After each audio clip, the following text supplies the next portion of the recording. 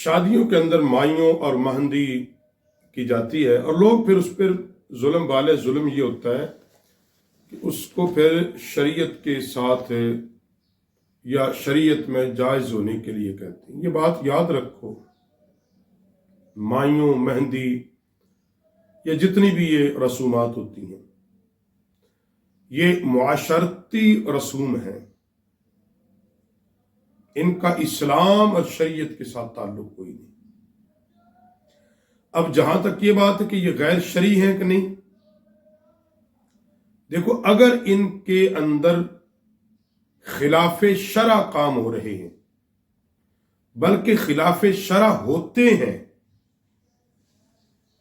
मेहंदी की रस्म है बेपर्दगी, गाना बजाना, मर्द व ज़न का इख्तिलात, अब ये जो सारी चीजें हैं शरीयत इनकी इजाजत नहीं देती। जब ये सारी चीजें होंगी तो ये हराम ही होगा, गुनाह होगा, सवाब थोड़ा ही होगा। माइयों के अंदर भी यही कुछ है कि वहां भी तमाम मर्द व ज़न का इख्तिलात है, बेहुदगी है, बेपर्दगी है, क्योंकि शादी नाम है सिर्फ निकाह का।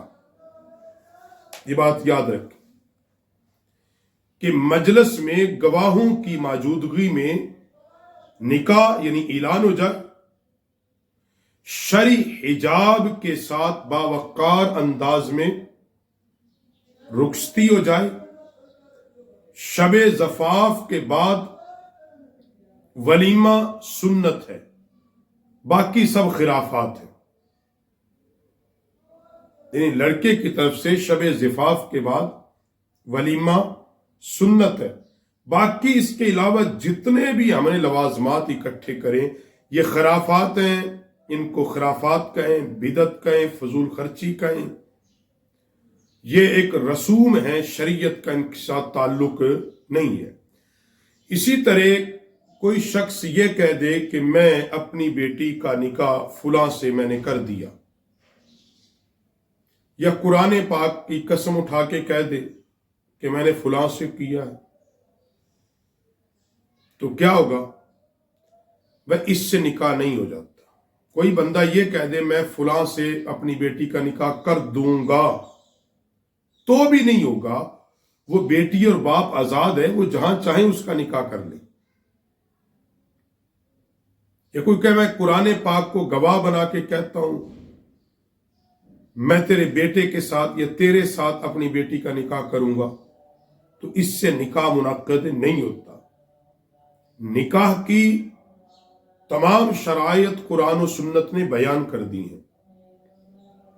दुल्हा दुल्हन का मौजूद होना, मजलिस का मुनक्किद होना, गवाहों का मौजूद होना, हक मार का मुतय्यन होना और इजाबो कबूल होना।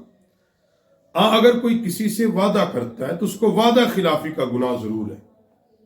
यानी वादा करे, निकाह कहीं और उसने कर दिया, वो निकाह हो जाएगा, पढ़ने और पढ़ाने वाला कोई मुजरम नहीं होगा।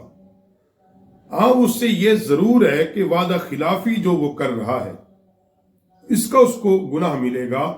और कुरान पाक असल में इन चीजों के लिए नहीं उतरा कि कोई कस्में उठाए और उनको निकाह के लिए गवाह बनाए। कुरान पाक तो हिदायत के लिए नाजिल हुआ है।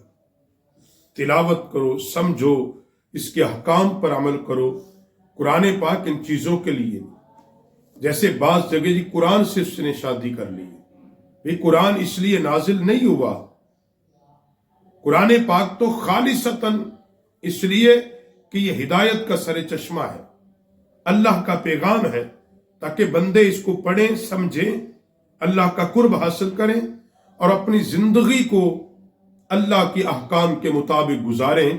तो इसलिए खुलासे कलाम यह है कि शादी के अंदर ये निकाह के अलावा जितनी चीजें हैं ये खिलाफात हैं।